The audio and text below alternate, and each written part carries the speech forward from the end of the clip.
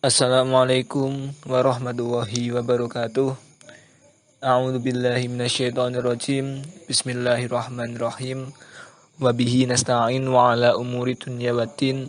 Sayyidina wa maulana Muhammadin wa ala alihi wa ashabihi ajmain, amma ba'd. Yang saya hormati Ibu Sailin Nikhla Khairin Attalina SPD MPD selaku dosen pengampu mata kuliah Perencanaan Pembelajaran SD. Yang saya sayangi seluruh teman-teman seperjuangan 5 PGSDA 1, dan tak lupa kepada kelompok 7 saya banggakan. Pertama-tama marilah kita panjatkan puji syukur kita kehadirat Allah Subhanahu wa taala yang telah memberikan kita rahmat, taufik, hidayah serta inayahnya kepada kita semua, sehingga kita tetap diberikan kesehatan dan kekuatan untuk menimba ilmu, yang mana semoga saja ilmu tersebut dapat manfaat dan barokah. Dan yang kedua kalinya, salawat serta salam mari kita tujukan kepada baginda Nabi Muhammad SAW. Biqaulina Allahumma sholli ala sayyidina Muhammad wa ala ali sayyidina Muhammad. Semoga kelak kita tetap diakui sebagai umatnya dan mendapatkan syafaatnya di yaumil qiyamah. Amin amin ya rabbal alamin. Di sini saya selaku moderator akan membimbing jalannya diskusi pada pagi kali ini.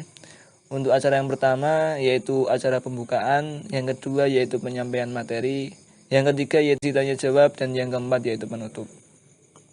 Sesuai dengan acara yang pertama yaitu pembukaan, marilah kita buka diskusi pada pagi kali ini dengan bacaan Al-Fatihah bersama-sama. Semoga apa yang kita pelajari pada pagi kali ini mendapatkan manfaat dan barokahnya. Amin ya rabbal alamin.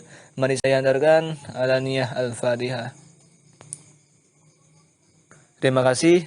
Untuk memasuki acara yang kedua yaitu penyampaian materi yang akan disampaikan oleh kelompok 7. Kepada yang bertugas saya persilahkan. Assalamualaikum warahmatullahi wabarakatuh. Baik, saya akan menjelaskan tentang pengertian dari bahan ajar. Di sini ada dua menurut pendapat atau menurut para ahli, yang dimana menurut Ali Mudhofar, bahan ajar adalah segala bentuk bahan yang digunakan untuk membantu guru atau instruktur dalam melaksanakan kegiatan belajar mengajar. Nah, ada lagi ahli yang bernama Ika Lestari mengatakan bahwa bahan ajar merupakan seperangkat materi pelajaran yang mengacu pada kurikulum yang digunakan dalam rangka mencapai standar kompetensi dan kompetensi dasar yang telah ditentukan.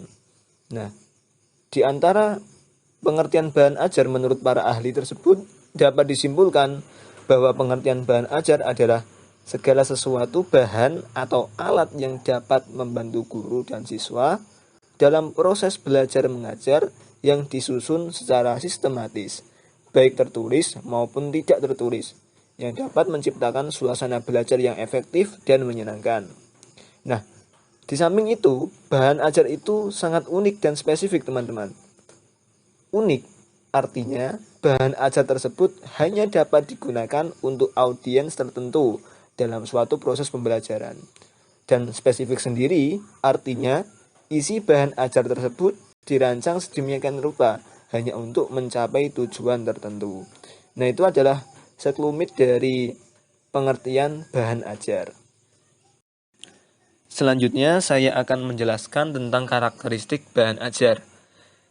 Secara umum ada beberapa karakteristik bahan ajar, yaitu yang pertama, harus mampu membelajarkan sendiri pada siswa atau self-instructional. Artinya, bahan ajar mempunyai kemampuan menjelaskan yang sejelas-jelasnya untuk membantu siswa dalam proses pembelajaran, baik dalam bimbingan guru maupun secara mandiri. Yang kedua, bersifat lengkap atau self-contained. Artinya, memuat hal-hal yang sangat diperlukan dalam proses pembelajaran. Hal-hal tersebut adalah tujuan pembelajaran atau kompetensi prasyarat, yaitu materi-materi pelajaran yang mendukung atau perlu dipelajari terlebih dahulu sebelumnya, prosedur pembelajaran, materi pembelajaran yang tersusun sistematis, latihan atau tugas-tugas, soal-soal evaluasi beserta kunci jawaban, dan tindak lanjut yang harus dikerjakan oleh siswa. Yang ketiga, mampu membelajarkan peserta didik atau self-instruction material.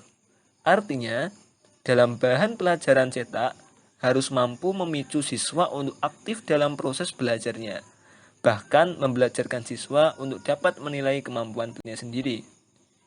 Yang keempat, mampu menunjang motivasi siswa, antara lain karena relevan dengan pengalaman hidup sehari-hari. Yang kelima, mampu membantu untuk melibatkan diri secara aktif, baik dengan berpikir sendiri maupun dengan melakukan berbagai kegiatan. Nah, itu adalah beberapa karakteristik bahan ajar.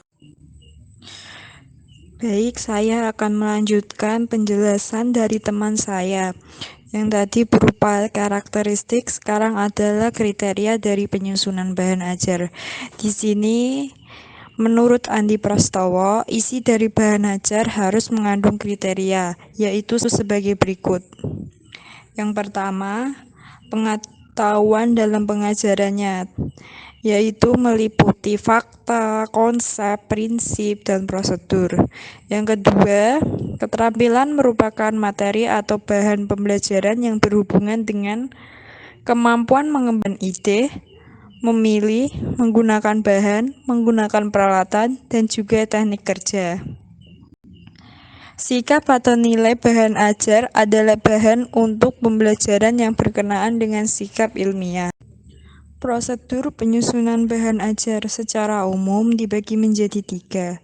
Yang pertama, bahan ajar tulisan sendiri, bahan ajar hasil kemasan informasi atau teks, dan yang ketiga adalah penataan informasi atau komplikasi.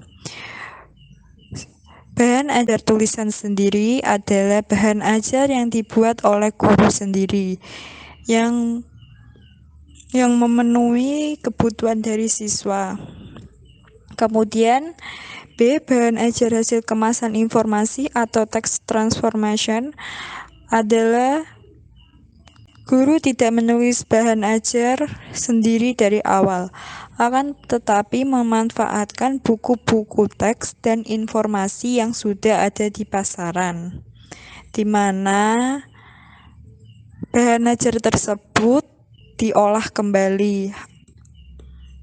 Kemudian penataan informasi atau komplikasi, hampir sama dengan bahan ajar hasil kemasan informasi atau teks, namun dalam prosesnya informasi tidak ada perubahan yang dilakukan terhadap bahan ajar yang diambil dari buku atau informasi yang ada di pasar, jadi langsung diambil atau difotokopi secara langsung. Baik, selanjutnya yaitu pengembangan bahan ajar. Mengembangkan bahan ajar merupakan salah satu standar kompetensi yang harus dicapai oleh seorang guru. Selain itu, hal ini akan membuat pembelajaran menjadi efisien dan tujuan dari pembelajaran menjadi tercapai. Pengembangan bahan ajar juga harus memperhatikan tuntutan kurikulum. Artinya, bahan belajar yang akan dikembangkan harus sesuai dengan kurikulum yang digunakan. Dalam pengembangan bahan ajar ini, ada beberapa faktor yang perlu dipertimbangkan dalam mengembangkan bahan ajar. Di antaranya yaitu, yang pertama, kecermatan isi.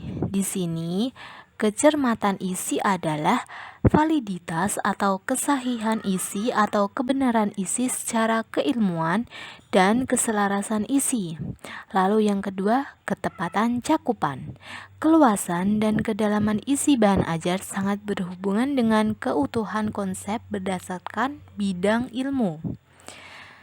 Lalu yang ketiga, ketercernaan bahan ajar.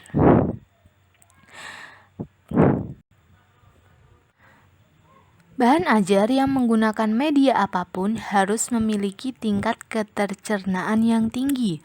Artinya, bahan ajar dapat dipahami dan isinya dapat dimengerti dengan mudah oleh peserta didik. Nah, di sini ada 6 hal yang mendukung tingkat ketercernaan bahan ajar sebagai berikut. Yang pertama, pemaparan yang logis, lalu penyajian materi yang runtut, lalu contoh dan ilustrasi yang memudahkan pemahaman, alat bantu yang memudahkan, format yang tertib dan konsisten, serta penjelasan tentang relevansi dan manfaat bahan ajar. Selanjutnya, penggunaan bahasa. Dalam mengembangkan bahan ajar, penggunaan bahasa menjadi salah satu faktor yang penting. Penggunaan bahasa yang meliputi pemilihan ragam bahasa, pemilihan kata, penggunaan kalimat efektif, dan penyusunan paragraf yang bermakna sangat berpengaruh terhadap manfaat bahan ajar. Lalu, perwajahan atau pengemasan. Perwajahan atau pengemasan berperan dalam perancangan atau penataan letak informasi dalam satu halaman cetak serta pengemasan dalam paket bahan ajar multimedia. Selanjutnya, ilustrasi. Penggunaan ilustrasi dalam bahan ajar memiliki ragam manfaat, diantaranya yaitu untuk memperjelas pesan atau informasi yang disampaikan dan membuat bahan ajar menjadi lebih menarik melalui variasi penampilan. Lalu, kelengkapan komponen. Paket bahan ajar memiliki 3 komponen inti, yaitu komponen utama, komponen pelengkap, dan komponen evaluasi hasil belajar. Komponen utama berisi informasi atau topik utama yang ingin disampaikan kepada peserta didik atau harus dikuasai oleh peserta didik.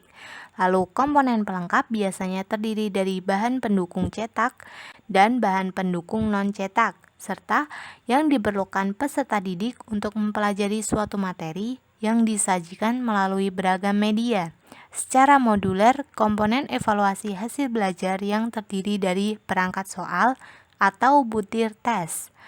Lalu komponen evaluasi hasil belajar ini nantinya akan terpisah dari komponen utama dan komponen pelengkap. Memasuki acara yang keempat yaitu penutup, marilah kita tutup diskusi pada siang kali ini dengan bacaan hamdalah bersama-sama. Alhamdulillahirrabbilalamin. Sebelum kami tutup, saya pribadi dan mewakili dari kelompok 7 mohon maaf yang sebesar-besarnya bila mana dalam penyampaian materi kurang jelas dan dalam pemberian jawaban kurang memuaskan. Kami mohon maaf yang sebesar-besarnya. Sekian dari kelompok 7, kurang lebihnya mohon maaf. Wassalamualaikum warahmatullahi wabarakatuh.